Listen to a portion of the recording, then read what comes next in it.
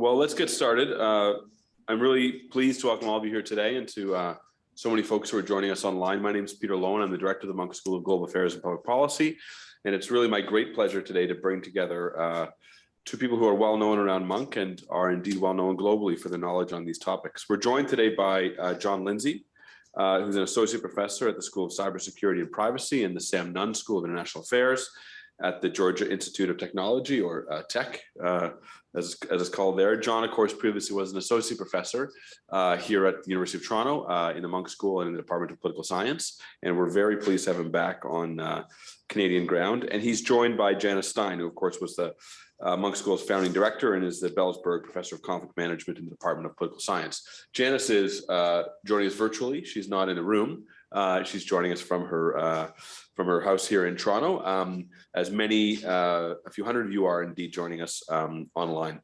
Just before we turn things over, I do want to acknowledge that the land on which the University of Toronto operates is traditionally the land of the Huron-Wendat, the Seneca, and most recently the Mississaugas of the Credit. We're very fortunate and thankful, indeed lucky to work and to live and to play on this land, and we're thankful for the Indigenous people who are stewards of it even to this day.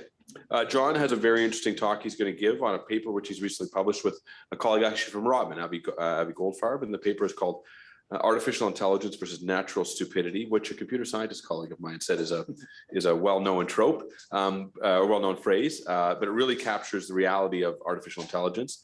And John, being an expert on security, is going to talk to us about really the myths of technology and the realities of war. And for all of the hubbub we have about how artificial intelligence is being used in conflict, there still are humans at the top of this and, of course, at the bottom of it. So, John, I'm going to turn the podium over to you. I know Janice is going to come in with commentary and a conversation a little bit farther into this. And we invite you to join us by sending us questions on the Q&A function on Zoom, and we'll take questions in the room via cue cards as well. So that's a lot from me. Without further ado, please join me in welcoming to the podium John Lindsay.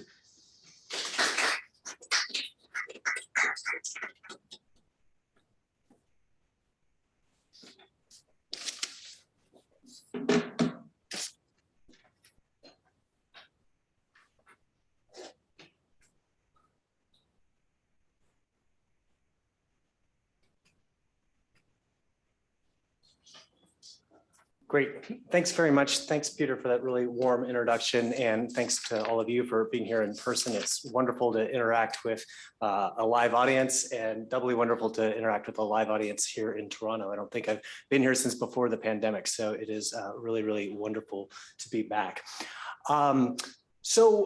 You know, artificial intelligence is all over the place.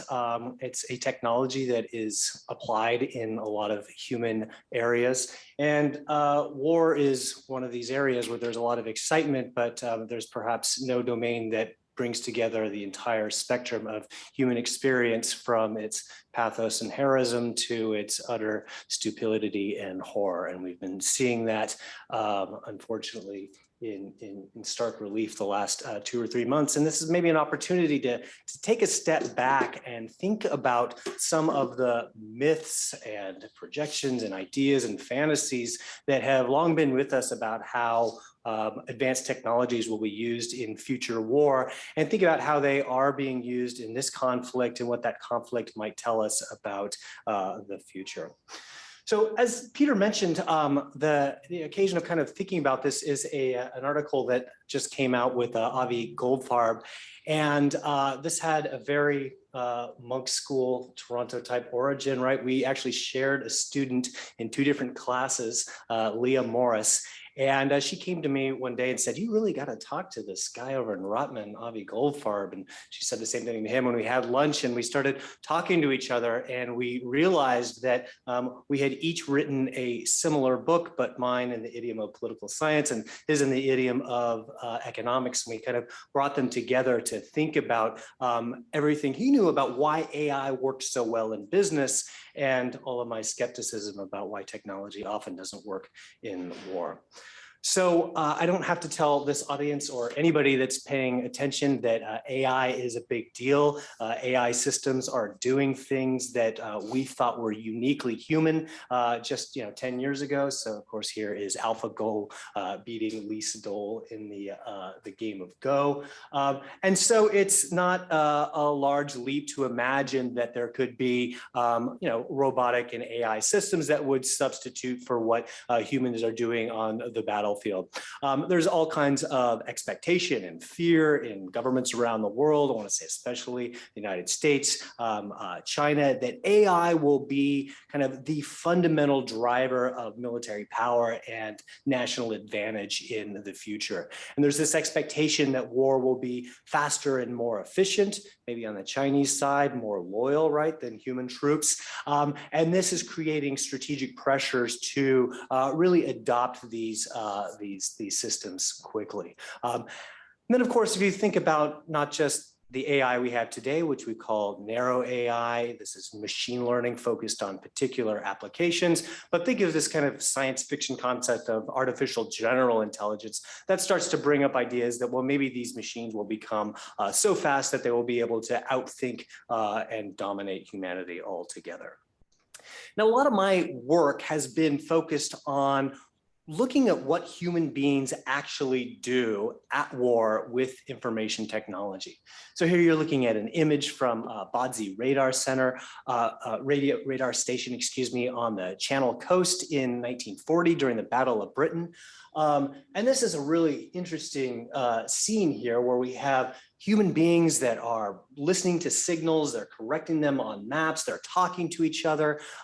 They've got some radar scientists that are actually debugging the systems as they are detecting German incoming raids, figuring out how to work them more efficiently. I just want to highlight the incredible social nature of this scene, right? Human beings interacting with technology in a perhaps unprecedented situation. Now, this particular conflict, the Battle of Britain, actually was not that unprecedented. This is exactly the war that the British trained for about 20 years. And the Germans were nice enough to give them a war that looked very much like what they expected. So while there was still a lot of friction and adaptation, right, they were rarely fortunate in being able to fight the last war and have that be the next war. Usually you're not so fortunate in your choice of conflict and adversaries. So if we fast forward to thinking about, for example, drone operations, we're looking at the crew in a US Reaper operation, we see something that looks very similar, right? The technology has been updated. We've got all of these screens rather than paper and radio signals, but we still have human beings that are talking to each other, talking to individuals on lots of other circuits. People are communicating about what they're seeing, trying to make sense of what's going on. In the 16 or so screens that you're looking at here, only 6 of them were designed by contractors. The other 10 were brought in over a period of many years as warfighters themselves started figuring out, we need some additional information, and they started negotiating deals and sometimes even coming up with their own prototypes to make this work. So again, this is an incredibly social process of adaptation and repair as individuals are working to understand the very uncertain environment that they're in. Now, the other thing that human beings do in war is they die and they kill other human beings. And they do so in circumstances that are incredibly uncertain, controversial, and fraught with all kinds of political misfortune and sometimes and often brutality. So this is the scene, this is the situation in which any automated systems would be called upon to operate. So this project really has been bringing together work by Avi Goldfarb and his colleagues at Rotman, looking at the economics of artificial intelligence, and they're finding, supported by lots and lots of interesting studies and lots of domains in the commercial realms, is that AI, when I say AI, I'm talking about machine learning. AI is a wonderful substitute for prediction, right? Statistical prediction is becoming cheaper and cheaper and cheaper, but when any economic good becomes cheaper, its complements become more valuable. right? If butter is cheaper, suddenly bread becomes more valuable because everybody wants it. So the complements of AI prediction, right, are data. You need to feed AI so that it is training and learning, and human judgment, right? What do you want to predict? What are you going to do with the prediction? Why is this AI looking at all this data? What exactly is it trying to make sense of? This is ultimately, a human task. And the companies, that have been commercially successful with AI, so think of Uber, think of Google, right, have been able to figure out how to make the complements work. Now, my work, right, not on AI per se until recently, has been looking at kind of the broad sweep of applying information technology to military power. And again, we find that the sophistication of technology does not determine advantage on the battlefield.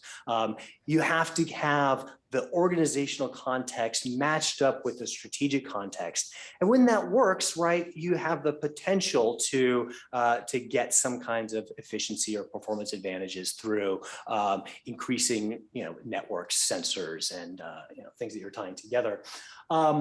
But more often than not, we find in conflict that the very same systems that are designed to improve information and reduce uncertainty actually become new sources of uncertainty, because the adversary is constantly changing the problem, and then organizations have to come up with a way to adapt it, right? Okay, so one eye chart here, but this is the argument in a nutshell. I'm actually going to first call your attention to the middle of this chart where it says data, judgment, prediction, and action.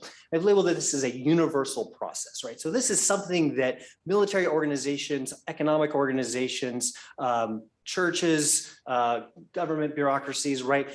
Every organization goes through a decision-making process. You need to get information about the world. You need to make some predictions and orient yourself and figure out what's going on. You have to have some goals, the whole reason you're collecting information and making predictions in the first place. And then there's some action, right? So data, judgment, prediction, action. In the military and cybersecurity world, we call this the OODA loop, right? Observe, orient, decide, and act. And these are kind of a universal process, but we're going to take this and now we're going to put it in the very atypical business of war. Right? Militaries are organizations like other organizations, but they don't operate very often. Thank goodness they're not in business very often unless it's war, right? When they're in business, right, it's not just competing for profit share. The stakes are potentially existential. So it is a very, very different business model, if you will. So we looked at the conditions, which are kind of not just technical conditions, but are fundamentally political conditions, to look at how this very different strategic environment changes the data and often degrades the quality of data that you have. Think about war. This is the Clausewitzian realm of fog and friction, right? And things not going as you might want them to. We can think about institutions and preferences, how an organization holds together, how militaries interact with the political leadership, how they figure out what their goals are. Okay, if there's a lot of agreement about what needs to be done, then you may have very clear judgment that you could potentially build into an AI system. But more often than not, we see a lot of disagreement, friction, and controversy within organizations, let alone their interaction with their coalition partners and whatnot. So we have kind of two kinds of substitutes: machine learning for prediction. We could talk about robotics with drones. We can get into that in Q&A if you want, sort of leave that out for a moment. But this creates a situation where, okay, let's think about where we might apply AI. And the myth, kind of the Terminator HAL 9000 myth, is that you would be able to do everything in a military organization equally well. And it turns out that the places that you would be more likely to have abundant and reliable and unbiased data are going to be in much more boring tasks like administration and logistics and personnel and peacetime preparations, right? And these may be areas, right, that are already heavily bureaucratized. And so the organization knows what it wants to do. So you have clear judgment. So a lot of those kinds of workaday bureaucratic tasks end up being the best candidate for military automation. Whereas the consummate tasks of figuring out strategy, commanding and motivating troops, right? Helping to make sure that everybody understands what's going on, right? That involves the most uncertainty and often the most opacity on the battlefield. So, Clausewitz says, if you've got fog of war, what's the solution? It's not a bureaucracy, you need genius, right? This romantic idea that you have to have insight and experience based in being a human being, doing these things before, having just a real lived sense of the situation, right? Exactly the opposite of the situations you would expect AI to work. Now, the edge cases are interesting, right? Where you may have terrible data, but really clear judgment. These are the worrisome situations where you tell a machine that if you identify a target, then you're able to engage it, right? That's a clear judgment, but the data ends up being really, really bad, right? There's all kinds of potential for bias and for targeting errors that end up, with the machines making decisions that would be really, really quick and tragic. And on the other category, we have really the vast majority of places where, outside of the administrative and the logistics realms, we're going to see more and more experimentation where you have lots and lots of data, but you have very difficult sense-making problems, right? And so this is the world of planning and the world of intelligence, right? Where you've got lots and lots of data coming in, but you still need human beings to make sense of it.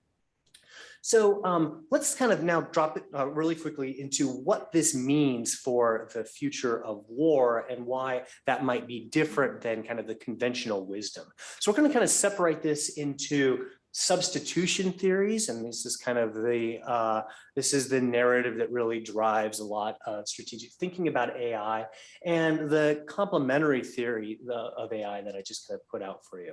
The substitution idea is that AI is going to replace human warriors. Well, once we actually understand what AI does, we should expect human judgment and human-produced data to become even more valuable, right? So more AI is going to make humans more important in war, not less.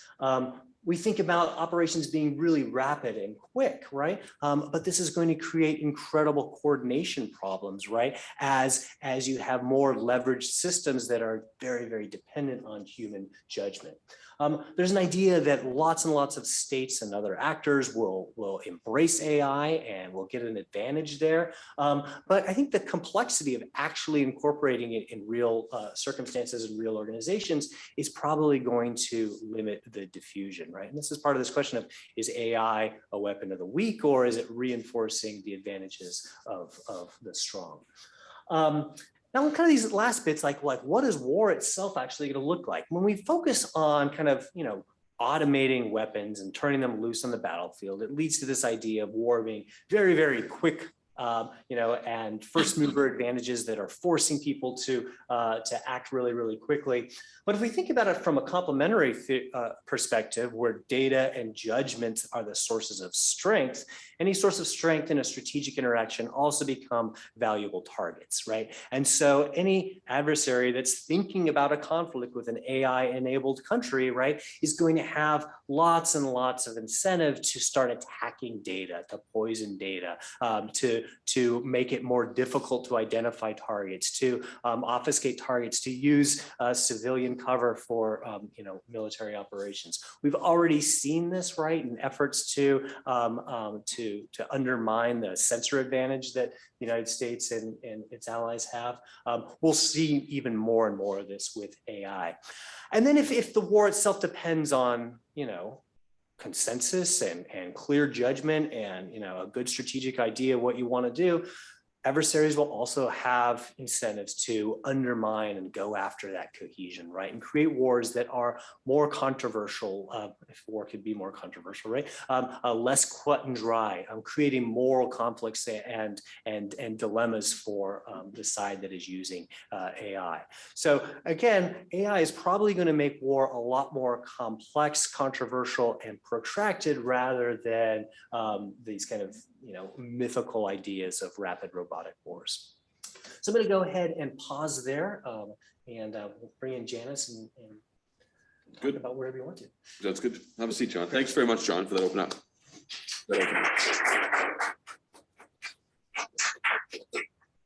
Janice, can you hear us? Yes, I can. And can you hear me? Very well, thanks. Yep, and we're seeing you now. So why don't we turn it over to you to make a few comments, and then you and John can have a little back and forth, and we'll also hand out the cue cards for people who want to write questions, and we'll also invite those of you who are online to submit questions via the Q&A function. And Peter, jump into the conversation because this touches on areas that you're interested in as well when we talk about AI and technology. So just jump in. I'll try. Okay. Over to you. So, John, let's take what you just predicted, that AI will augment rather than substitute. And let's do two things. Let's talk briefly about the war in Ukraine. And you wrote a great paragraph about that war. It was so pithy. You said it is not the war we expected. We expected a 21st century war. We got a 19th century war. So first, why did you say that? And then let me push back a little bit against it after you explain why you said it. Okay, great. Let me pivot from AI to kind of cybersecurity, cyber warfare more broadly. Before this war, everybody thought of Russia as being this cyber warfare powerhouse, right? Maybe they threw the 2016 election. They, caused billions of dollars of damage in the NotPetya attacks in Europe. And so while cyber war and cyber disruption is more difficult than many people believe, if there are any actors that are able to do it, right? Russia is one of them. And if there are any stakes that are high enough, right, a war in which they've proven themselves willing to break their entire army, right, would be the place that you would expect to see this. And yet we haven't seen these huge cyber disruption. We haven't seen the cyber war, right? Russia has been in these networks for 8 years, right? This war didn't start in February. It started, 8 years ago. So how the heck do we explain this, right? And what we have seen are kind of like low-level attacks. There's been a couple of attempts. So is it a story of successful defenses because there was lots of strategic warning? That might be part of it. Is it a story of Russia thought this was going to be a quick war and therefore wanted to make sure that all of that infrastructure was in place so they could screw off the Zelensky head and screw on their puppet head and then they would be back in business? Was it a story of maybe that is too hard and their forces were distracted doing other things and dealing with this emerging catastrophe? And where we have seen, right, the cyber domain matter is in the information space, right? From nearly day one, right, Zelensky and the Ukrainian people in general emerged to dominate the information space, right? And created this incredibly powerful narrative, right, of Ukrainian victimization, Ukrainian heroism, and highlighting Ukrainian successes on the battlefield. Effective probably because it was largely true, right? As opposed to, and that really kind of created this contagion of support, I think. And I don't think in international relations we've appreciated that the power of contagion, where we saw, governments come together and levy sanctions. We saw companies jump in. We saw, this kind of just spontaneous outpouring of support. So and we've seen Russia largely silent until recently, but it hasn't been focused on Ukraine and the West. It's focusing on the global South, right? It's focusing on the domestic Russian population. So again, we're not seeing the big cyber war we thought. That's been largely absent, right? Instead, we're seeing this incredible propaganda contest of narratives, right? But that's also playing out in slightly different places than we expected. So maybe two ways to push back a little bit, John, on what you just said. And then Peter, especially on the cyber interference, would be really interesting to hear from you too. On the cyber, the absence of really major cyber strikes, because certainly both Russia and the United States have the capacity to do that. Is it possible this is a form of escalation control? Because from day one, both of them have tried to put some boundaries around this war, even as Russia has gone all out to achieve its objectives. It still put boundaries around it. It was very clear in signaling right at the beginning. Biden was the same thing. He says, here's where we're not going, but here's what we are going to do. And by and large, contrary to what we think publicly, it's a fairly bounded engagement because of the signaling. And an all-out cyber attack by Russia against NATO forces was a potential escalatory action that the Russians decided right from the beginning they weren't going to make. Now, on the other hand, not only did Zelensky shape the information space, but Biden did that. And he did that before the war really started. He did that, and the Biden administration, an unprecedented move, shared intelligence again and again and again, and were very effective in seizing the initiative, deprive Russia really of the opportunity to define the story. And I think that was probably one of the most effective strategies I've seen. Now, depending on how much intelligence you can share without compromising your sources, that's probably a game changer for the future in terms of information space, the way the United States used intelligence as a strategic weapon. Let me just put one more example on the table that's interesting. And this comes close to the sci-fi fiction of autonomous weapons, right? Self-targeting weapons that everybody worries and rightly worries about. And that's the difference between augmentation, as you talked about it, John, and substitution, which is entirely different. Let's talk about these really super smart drones that Ukraine got from the Turks. These were self-targeting drones, but what was so interesting about them on the battlefield, there were swarms of them. So swarms, large numbers of drones that could fly over and attack and destroy a tank from the top. And the tanks are, it's really interesting, tanks are armored on 3 sides, but not on the top. And from everything we understand, and in the clunkiest, and here's where we're all astonished, the clunkiest, most old-fashioned way of fighting a war, you send a column down a highway when there's forests on both sides. I don't understand any general who thought that one up. I mean, that comes from tremendous hubris and misunderstanding of what kind of strategy Ukrainians might use. But the drones have been a significant factor. Is this an early example of smart, cheap, autonomous weapons? It's a kind of John Tequila argument here that I'm making. Okay, ton on the table here. The first question, right? I mean, again, that's the classic idea that cyber is most useful as a weapon of mass destruction, and therefore it will be deterred in much the same way.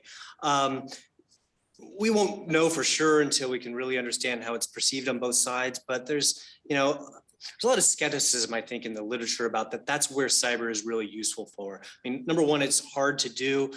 Number two, if you've got a hot war on your hands and you're making nuclear threats, like cyber is really not adding very much to that mix. So I think really where it comes into its own is kind of before war, below the threshold of large-scale conventional war, or in the intelligence complement to these operations. This is this story about substitutes and complements again. If we think about cyber not as a substitute of military action, but as the intelligence and subversion complement to it, then we see these really interesting aspects, right? And you're absolutely right. I mean, the US kind of intel release strategy to pre-bunk Russian narratives was instrumental in creating a degree of solidarity amongst the allies when the war started. And that's very different than what happened in 2014, where some allies kind of took advantage of that plausible deniability to say, well, it might not be Russia, i.e. we're not sure that we really want to get involved, okay? The drone story. Okay, so now we're kind of starting to get into AI. Before, actually, let me. One thing I forgot to mention when I was talking about kind of this, the information conflict being really important and the Ukrainians dominating there. Let's not forget that this is probably the most important application of AI in this war right now, right? So insofar as disinformation campaign is being fought on Twitter and on Telegram and on TikTok, right? There's AI that are driving those algorithms, right? So if we think that that has is making a difference, well, AI is helping to make a difference there. AI is certainly helping to optimize the global logistics chains that are funneling, war and humanitarian material into the fight. So again, like it's the normal socially kind of supported applications of AI that end up being useful rather than the pure battlefield applications. But as you mentioned, there are a few of them, right? So there are some kind of classic military applications, like the seeker head of a javelin, the seeker head of an NLAW, these kind of switchblade loitering munitions that the US has delivered.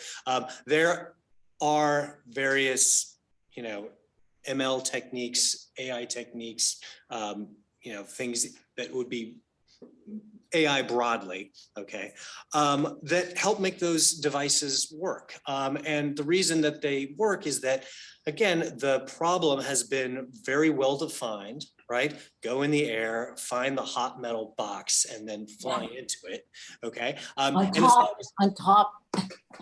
top. Yeah. And as long as there aren't friendly hot metal boxes around, then that's okay. And you're not going to make any mistakes. And that's the environment that the Ukrainians have been operating in, right? I mean, as long as Russia's been on the offense with these extended supply lines, right, they can play this partisan strategy that that uses stealth, that uses infiltration, and helps them to ambush, the Russians. The Russians, meanwhile, right, I mean, we vastly overestimated their doctrinal capability to act on the battlefield, right? And in a modern battlefield like this, you would want your air and your ground forces integrated, and you'd want your armor and your infantry forces to be integrated. And they've been totally disintegrated in the Russian case, right? We see armor operating by itself. There's sporadic to no air cover, okay? And this is a situation actually that really works for the Ukrainians, and it works for the drones that you're talking about, right? I mean, these Turkish drones they're slow and loud, right? And they kind of rumble along. And, if you had decent air cover and decent air defense, right, there wouldn't be a Turkish drone problem, right? So it's kind of these Russian oversights, these Russian failures to kind of be able to integrate their forces that have created this opportunity and have stabilized a local tactical problem that you can now have these very, very niche, AI solutions. But again, like these javelins and NLAWs would not be working unless you had like incredibly disciplined and incredibly courageous, right, Ukrainian teams on the ground that were able to set up these firing solutions. So again, like it's a complement, not a substitute.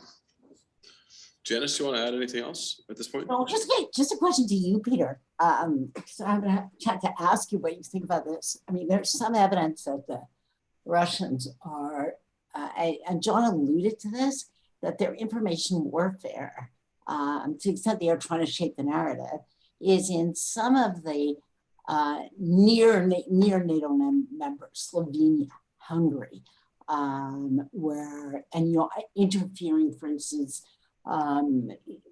in providing disinformation. In one case, even interfering in the Hungarian election by really stepping up and putting false narratives on media. So in this sense, how do we separate these two arenas?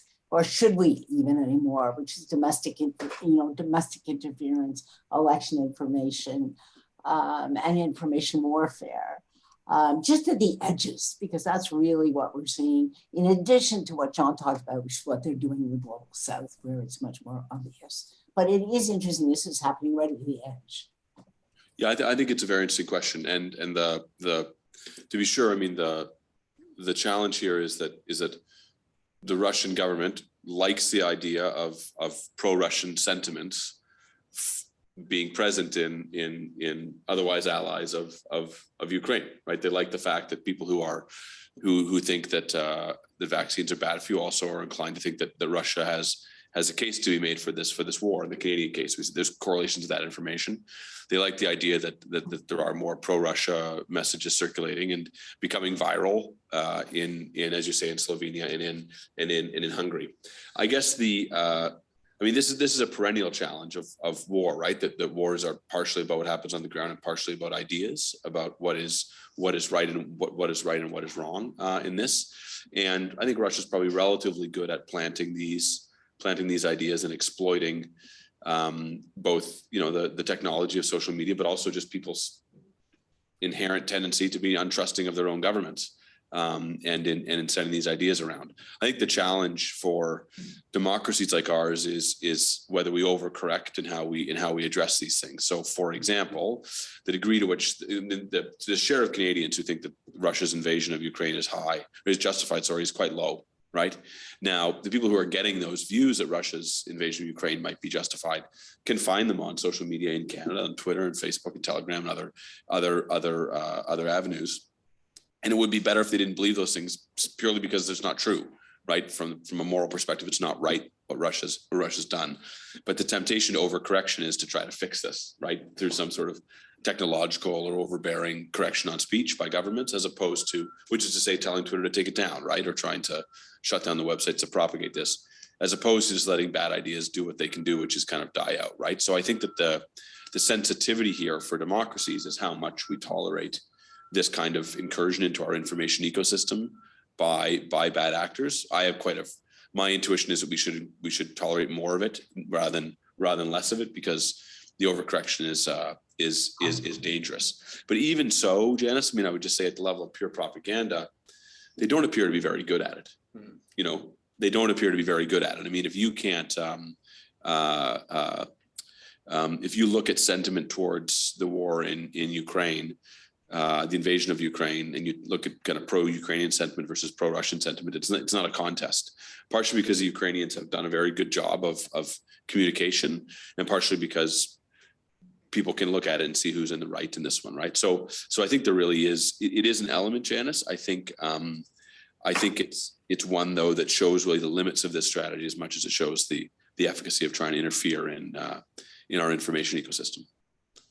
Maybe just one quick question to John before we give it back to you, Peter. Okay, John, we're going to put you on the spot now. We're in phase 2 of this war. It looks like we are at the very edge of a large ground campaign to retake the Donbass. Russia now has a land bridge to Crimea. Look ahead to the next 3 or 4 weeks, given everything we know about the Russian performance, the Ukrainian performance, the difference in terrain. Open battlefields rather than dense enclosed areas. How do you see the battle unfolding over the next 3 weeks? Yeah, well, what's interesting about this phase, right? We call this the second phase, but this is what I think many of us expected of the first phase, right? So if you think back to the buildup in December and January, the big debate was, is this just intimidation, right? That Putin is building up, hoping for concessions, or is this material preparation for an invasion, right? And, people went back and forth on that. The most credible signal for coercion would also be the most effective preparations for invasion. So it's really, really hard to distinguish these. But I think those of us that kind of lean towards the preparation side, and I lean slightly towards that side, I said, well, okay, I think he's going to go in for a number of reasons, but it will just be a little bit, right? He'll never be stupid enough to go all the way to Kyiv, because we've got all of this, information on what urban warfare looks like against a resolved, national motivated populace, right? I'm sure that's what he, goes in and does, right? And now he's pulling back, but as a result, right, there is now incredible motivation on the Ukrainian side to push back. They are highly resolved, right? They're angry, right? There are retribution motivations, there are security motivations, and there's a lot more kit that they've got right now, okay? So they've got the ability to not just resist, but maybe even to start to counterattack Russia that they never would have had this been kind of Putin's opening gambit, right? Like, I think that if he would have kept this to, a big forceful kind of land grab just on, Luhansk and Donetsk, right? Zelensky might have been willing to negotiate. Now, no way, right? So here now they're fighting in phase 2 very hard, and they're going to have a huge price extracted for something that they could have probably done at a much lower cost. Are they going to be successful? No, I don't think so, right? I mean, like, it's easy to look at kind of the red paint that we see in kind of the media portrayals of where the Russians are. But I would just urge you to take that same map and just like lay it over Canada or the United States. You'll see how big this area is, right? I mean, Eastern Ukraine is an immense space, right? It's like as big as both of the Virginias, okay? And so Russia still does not have a lot of force in there, right? They're still spread out, right? Which still means it's going to be a very, very kind of contested space that I think the Ukrainians are going to be able to, continue to impose costs. And cities that have fallen, like Mariupol, right? I mean, that doesn't mean that Russia owns them and they kind of run up the surrender flag right now. Yeah, they can put in their nominal government, right? But that's going to be Ramadi, right? That's going to be Fallujah from now on. So the Russians are going to continue to bleed in this area, and we just haven't yet seen cracks in Putin's demands yet, other than to back down from the Kiev gambit, which was always a fantasy. Janice, I have a question both for you and John. So John, for you and for Janice, which is about state leader intelligence. And you often read the suggestion that leaders have information withheld from them about what's happening, that they're getting a different story than is actually happening on the ground. So a few questions from that. To what degree is that true? A. B, how does that happen, that leaders are not able to get good information? And C, is it possible here that someone sitting in this room, in the audience who reads all sorts of information, they can look at open intelligence information that's now there, has more information on what's going on in Ukraine than the leaders of some countries? I think that last part is super fascinating. I mean, the open source intelligence movement has been kind of burgeoning for the last decade. But can you just walk us through what it is for those? Right. So if you really get curious about Ukraine, you want to know what's going on, right? You can find sites that are able to kind of tally the number of Russian vehicles that have been hit, how many of the Ukrainians have captured, under what conditions they went down, like what the losses and the casualties on either side might be. We've got commercial satellites. We've got people that have a range of sources, sometimes hundreds of sources that they have been cultivating, i.e., carrying on Signal and Telegram for the last 8 years. And they're generating just this incredible wealth of information that's providing great situational awareness for what's going on in the ground. I would bet that some of that is actually more timely than kind of the operational picture that some Russian commanders are looking at. Let's kind of throw that out as a speculative hypothesis. We won't know until later. But back to your original question, which I think is so important. This is a problem, and it's really a problem in kind of autocratic societies where you have military and intelligence agencies that are competing with each other to survive and to get the favor of the boss, which means they're not really talking to each other and not coming up with the best assessments, right? They may be telling the boss what he wants to hear rather than what he needs to hear. And in the case of Putin, right, we've just seen this incredible growing isolation, right? And COVID has probably been terrible for his, intelligence assessments, right? Because it's made him listen to an even smaller number of people, and it's increased the isolation around him. So, I think that Putin had a tremendous amount of confidence in his military that was misplaced, and was not getting the information he should have. Janice? Yeah, it's really, really interesting questions. Just to add to what John said, Peter, there's I think many of our students, at the Munk School get the feed from Maxar Satellites, which is an open source satellite company, and you can get them on your phone or your computer. And they've been showing pictures of battle formations and mass graves, really granular detail. And the development of open source, as John says, in many ways, it's a game changer because it will continue to put pressure on democratic governments who will be less able to withhold information from public. So publics are going to get that information almost in real time in the future. So there will be a disciplining function, but it's going to be asymmetrical because it's not going to work the same way on a government like Russia. And that's actually to the net disadvantage of closed societies, frankly. So, you know, I look at all this stuff with great encouragement. You know, I'll say in the interest of full disclosure, I did not think that Putin was going to go in the way he did. John knows we were in a long conversation together before it happened. And that was partly because I was skeptical of US intelligence. So let's turn the light away from Russia onto the US. We have a decade or more of pretty poor performance by US intelligence now. How do we know that? We don't, because we don't know about the successes, we only know about the failures, and we know a lot about the failures, people like John and me who do this kind of work. And so when those intelligence predictions start to come at the end of 2021, I thought, well, I've seen this movie before, how do I know, how do I know? And the corrective was actually seeing those satellite photos of field hospitals being moved up to the border. That was, for me, an interesting one. What do leaders know? It's not only in authoritarian societies that we have a problem. We know that during the Bush administration, intelligence leaders, you know, there's a very subtle dynamic. They were asked questions by members of the cabinet, the intelligence leaders were asked questions which signaled what they wanted to hear. And you tailor your product to the consumer, and the consumer is the president's national security team. So you don't have to be authoritarian in order for people to get these subtle signals. So the difficulty of giving painful advice to the most senior commander is just a ubiquitous problem. It's worse in some governments than in others, but democratic societies have not escaped.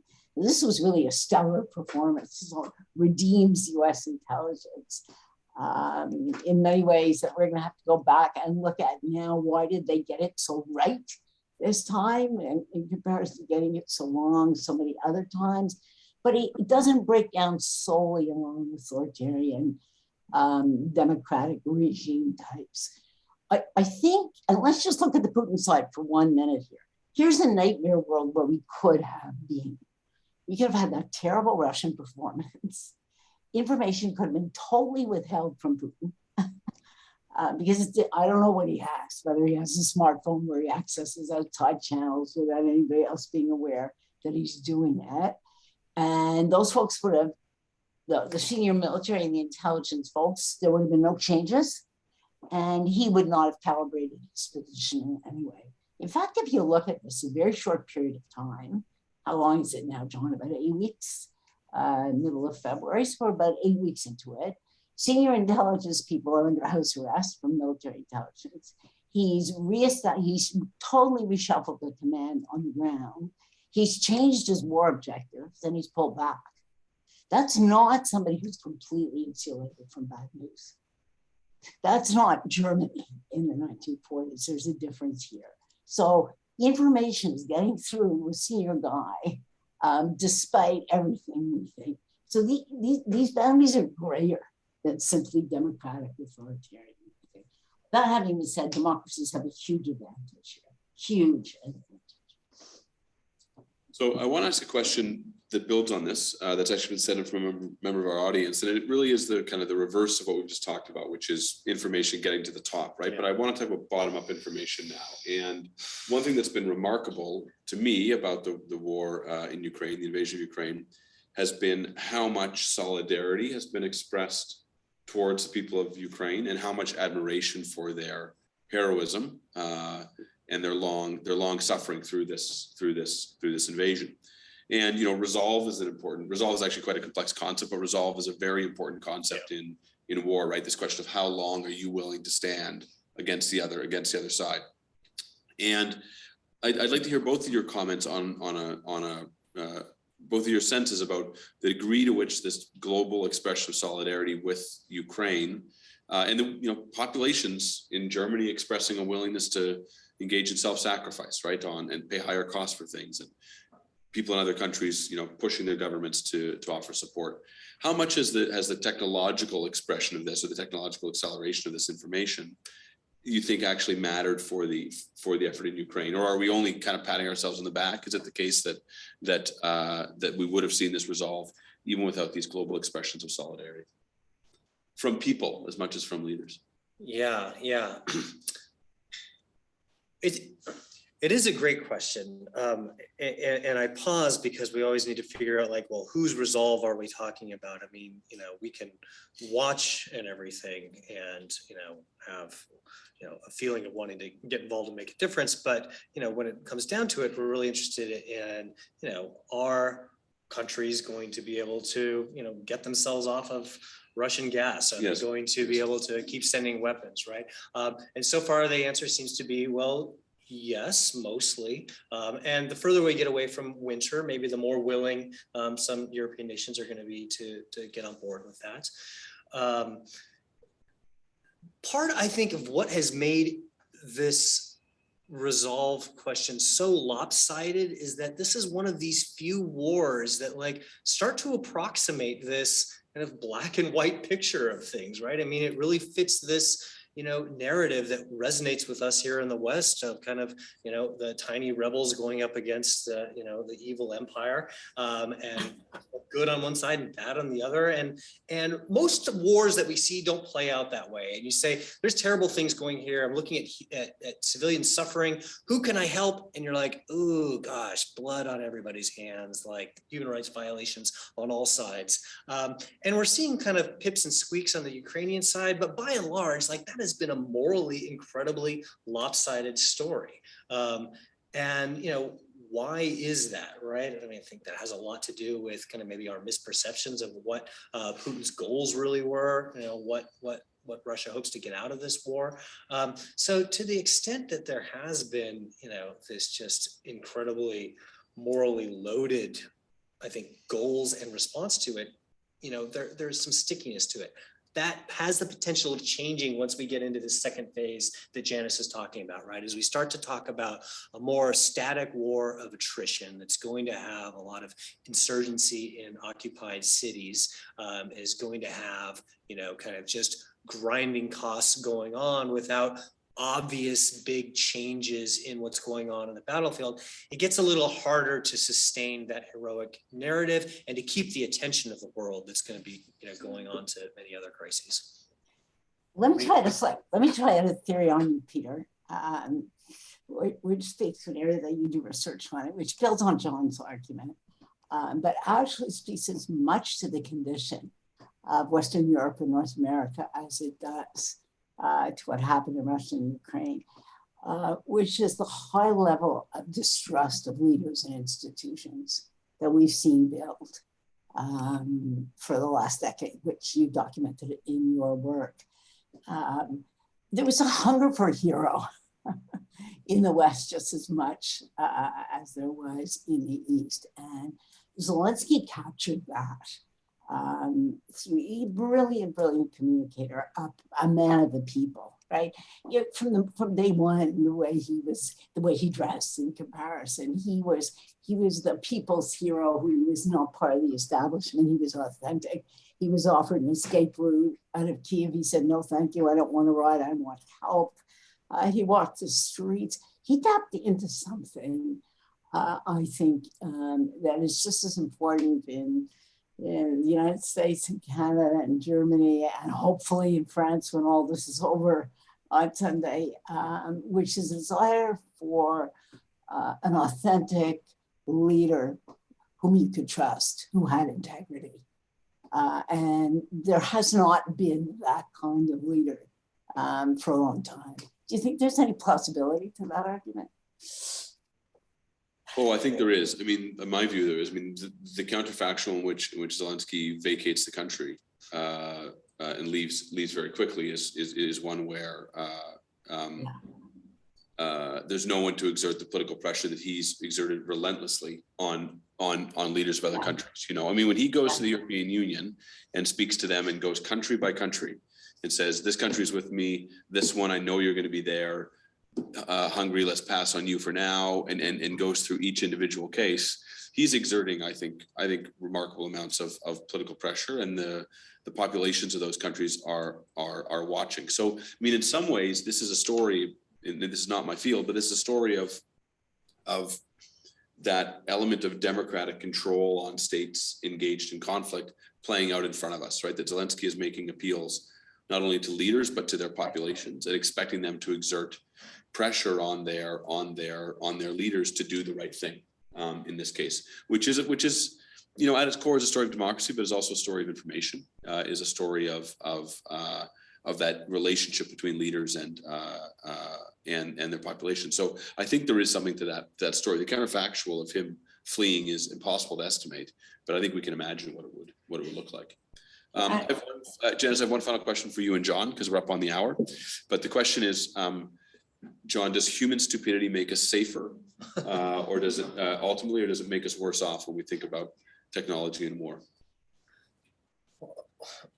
So I mean, I should have asked that first, because it's not a short question. That is Great definitely not question. a short question, right? So I mean, like, our best theories of war are fundamentally grounded in uncertainty, right? And it's when you don't know what the other side really wants and what their resolve and how much they're willing to pay for it. And you don't really understand the balance of power, because it's not about technology. It's all about the organizational and doctrinal components that sit on top of that. So if you don't understand like what you want, you don't, then you might be willing to gamble like, okay, war looks better than the deal that's being offered. The other side thinks that as well. And so like war is this learning process where you clarify how much each side really cares about the stakes and what the true balance of power is. And we're watching that, you know, play out. So that just tells you that if you are thinking about conflict, you are just necessarily in a world where you don't know what's going on. If you see war, you should just automatically say, somebody doesn't understand what's going on, and I probably don't understand what's going on. How did we miss this?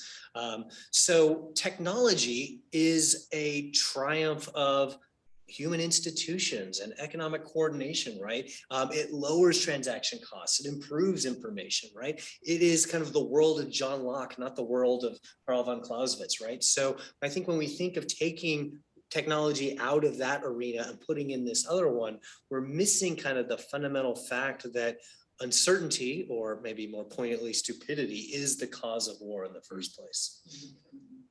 Janice, a final word from you? So I agree with John, but let me just make the other side of that argument. John, stupidity saves us. And it does, because if you imagine that counterfactual, I'm an AGI, you know, an artificial general intelligence, which I think we are far away from, as John said, but which could reduce that uncertainty by institutionalizing and getting such high quality information. Then the opportunity to exploit weakness would be great. And especially if there's an asymmetrical advantage in smart weaponry, the opportunity to exploit weakness is so great, because it reduces the uncertainty. It makes the obvious benefits of war to the stronger power so much clearer. And so we could live in a world that's much worse than the world that we live in. So there's real virtue to stupidity as well. So for my money, every good Munk seminar is like an 80s sitcom that ends with "to be continued," because there's more to talk about. So I want to ask you to all join me in thanking Janice Stein, and especially John Lindsay, for joining us today for this great seminar.